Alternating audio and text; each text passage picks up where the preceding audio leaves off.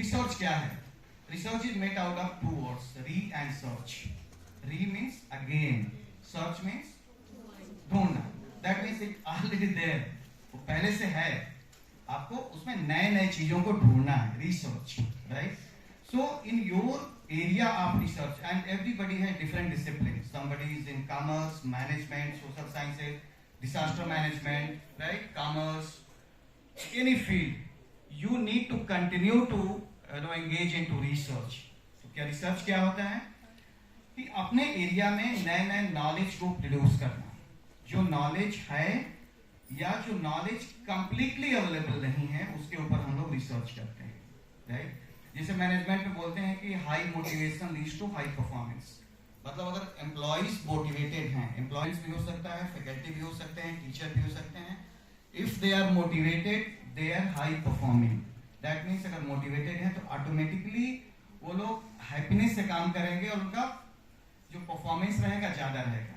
Students अगर motivated हैं अपने सब्जेक्ट के लिए तो they will be more motivated and they will be highly performing naturally, right?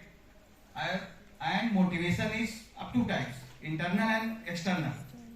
External ये होता है कि हम लोग किसी चीज को देख के मोटिवेट हो जाते हैं. For example if you see Dhoni is batting तो देख के इंस्पायर हो जाता है कि हम भी बैट्समैन बन जाते हैं. आज समबडी इज ग्रोइंग अप तो लगता है कि हम भी ऐसा करें तो वहां पहुंच जाएंगे. एक्सटर्नल मोटिवेशन जो बाहर से इंड्यूस होता है. एक होता है इंटरनल जो आपके अंदर से आता है कि नहीं मुझे कुछ करना है, दुनिया इधर से उधर गई, मुझे कुछ करना है या बनना है. So in your area of discipline, चाहे जिसे भी फील्ड में हो, research is absolutely essential part जिससे बचा नहीं जा सकता है, राइट? सो रिसर्च में हम लोग क्या करते हैं, we try to find out कि कौन कौन से नॉलेज अवेलेबल हैं. एंड सर ने मेंशन किया कि आजकल गूगल के जमाने में lot of information available, right? So what makes the difference in this auditorium and online और गूगल क्लासरूम? डिफरेंस होता है एक्सपीरियंस का, right? And we always try to exchange thought processes. मैं अगर कुछ बोलता हूं तो I also invite lot of suggestions, जिसमें कि पॉजिटिव भी होंगे, निगेटिव भी होंगे, क्रिटिसिज्म भी होगा, and we have to accept it.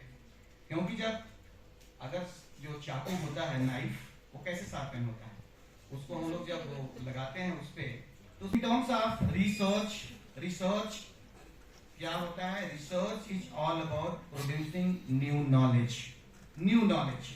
जो नॉलेज अवेलेबल नहीं है उसके लिए हम लोग अपने फील्ड में रिसर्च करते हैं, और उस जब रिसर्च को करते हैं तो उसके लिए एक प्लेटफॉर्म होता है जिसके थ्रू, जैसे हम लोग न्यूज़पेपर देखते हैं, न्यूज़पेपर पढ़ते हैं, तो न्यूज़पेपर एक मीडियम है जिसके माध्यम से हम लोग उस चीज को पढ़ते हैं कि न्यूज़पेपर है।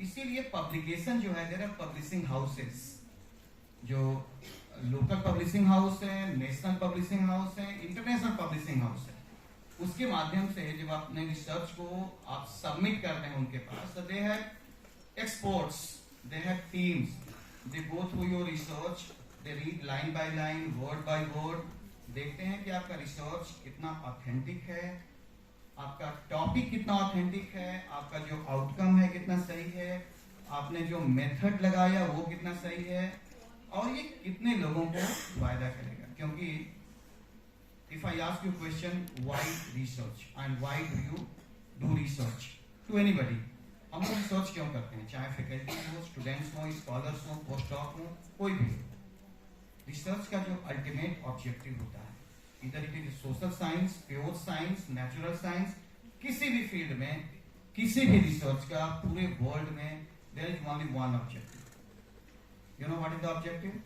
To help people, to help people, remind, I repeat, to help people. किसी भी रिसर्च का थ्रू आउट द वर्ल्ड, चाहे फिजिक्स में हो, केमिस्ट्री में हो, मैथमेटिक्स में हो, सोशल साइंसेस में हो, एंथ्रोपोलॉजी में हो, या किसी भी कॉन्सेप्ट में हो, उसका अल्टीमेट ऑब्जेक्टिव ये होता है कि how to make life of people easier, right?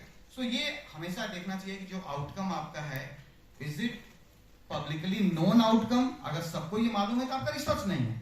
अगर सबको मालूम है कि मोटिवेटेड लोग हाई परफॉर्मिंग होते हैं और आपने 6 साल पीएचडी करके वही रिजल्ट लेके आए, नो डिफरेंस। लोग पूछेंगे सो व्हाट न्यू, वो तो चीजें सबको मालूम है, राइट? सो रिसर्च ऐसा होना चाहिए कि रिसर्च जब आप करते हैं तो वो लोग बोले वाओ, ये वाओ फैक्टर आना चाहिए, आहा आना चाहिए, ये लोग यस, ये रिसर्च ऐसा है कि जिसके बारे में किसी को मालूम नहीं था, and it is also going to help lot of people, right? जैसे एजुकेशन में आपने रिसर्च किया तो किस किस सब्जेक्ट की जरूरत है, किस किस टॉपिक की जरूरत है, जैसे सर ने बोला कि ये जो कोर्सेज हैं ब्यूटिशियंस के या फिर उससे रिलेटेड जो सब्जेक्ट्स हैं, तो they are going to create lot of employment opportunity for both male and female. आजकल तो शहरों में यूनिसेक्स सलून का कंसेप्ट हो गया, have already published lot of research paper, तो उनके पास हम भेजते हैं, and they have already published their guidelines, किसी गाइडलाइंस में लिखना है, ये फॉन्ट रहेगा, ये उनका साइज रहेगा, इतने वर्ड्स लिखने हैं, इतनी स्पेसिंग रहेगी, ये स्टाइल है, इस तरीके से साइटेशन करना है, ये रेफरेंस स्टाइल है, एपीए है, शिकागो है, या एमएलए स्टाइल है, दुनिया भर की स्टाइल्स होती हैं, राइट, रेफरेंसिंग की। बट रिसर्च थोड़ा लेंथी प्रोसेस है, रिगरस प्रोसेस है, it's not one day process. और रिसर्च में भी जो पब्लिशिंग हाउस होते हैं या जो जर्नल्स होते हैं, एंड ऑफ कोर्स जो लोग बीबीए में हैं या पीजी में हैं उनको बहुत ज़्यादा समझ में नहीं आएगा, लेकिन जो फैकल्टी है उनको ज़्यादा समझ में आएगा कि एबीडीसी जो रैंकिंग होती है उसमें अगर ए में अगर ये जो कॉन्सेप्ट है आर्टिफिशियल इंटेलिजेंस और जनरेटिव एआई, मशीन लर्निंग, ये पूरा कॉन्सेप्ट जो है ह्यूमन इंटेलिजेंस से आया है, natural intelligence which we have already, right? हमारे ही इंटेलिजेंस वो चीजें आई हैं। So it's also challenge for you, जो न्यू जनरेशन आएगी that is going to challenge you, right? Because उनका जो इंटेलिजेंस रहेगा this is going to multiple times, right? Ethics is all about कि आप कोई चीज चोरी नहीं करेंगे इंटरनेट से बिना किसी को एक्नॉलेज किए हुए। नॉलेज अवेलेबल है, but when you take some concept, some words, some sentences, some proverb, you acknowledge it कि इन्होंने बोला है। अगर आप एक्नॉलेज नहीं करते हैं तो that will be known as criminal offence, उसके लिए प्रोविजन है पनिशमेंट का। जैसे कि कोई स्टेटमेंट किसी ऑथर ने दिया और आपने एज इट इज लिया और उसको अपने पेपर में लिख दिया, showing that it is mine, ये आपका तो नहीं है, ये तो किसी और ने लिखा। तो जब आप इस तरह से चीजें करते हैं, चाहे आप बीबीए लेवल पे हो या पीजी लेवल पे हो या पीएचडी लेवल पे हो, तो उसमें लिखना चाहिए कि according to so and so, as per so and सो, या फिर ब्रैकेट में उसको साइड कर दीजिए कि इन्होंने ऐसा बोला है. So this is part of ethics, right. तो कोई भी चीजें पब्लिकली, जो पब्लिकली नोन फैक्ट्स हैं वहां पे आप कोट कर सकते हैं विदाउट गिविंग एनी नेम, जो सबको मालूम है, राइट. बट कोई स्पेसिफिक अगर नॉलेज है, अगर किसी ने बोला है, किसी ने रिसर्च किया है या किसी ने नया चीज दिया है, it is not expected that without acknowledging the person, male or female, you should write. Otherwise, it will be treated that you have stolen that, right? And that is actually offense, right? Research के लिए there are few platform. अगर जो BBA के बच्चे हैं या PG के बच्चे हैं, they might be more curious कि भाई रिसर्च करना चाहते हैं तो कहाँ से मटेरियल मिलेगा. सो रिसर्च, अगर आप बैठे हुए हैं तो बैठने से रिसर्च नहीं होता है, या केवल बैठ के सोचेंगे तो रिसर्च नहीं हो सकता है. The first and foremost point about journey of research is to enhance your reading. उस कॉन्सेप्ट में, जिस टॉपिक पे आपको रिसर्च करना है, उसमें आप रीडिंग को बढ़ाइए. और रीडिंग को बढ़ाने के बाद आप देखिए कि जो आप रिसर्च करना चाहते हैं वो रिसर्च पहले से ही तो कहीं अवेलेबल नहीं है. Many times it happens that if you want to conduct any research is already there. So अगर आप 2 साल मेहनत करते हैं, 1 साल मेहनत करके बोलते हैं कि हमने ये रिसर्च किया है, तो people will simply say that it is already there. So your 2 years of hard work is waste, right? So first try to deepen your knowledge, deepen your learning, and try to search lot of search engine.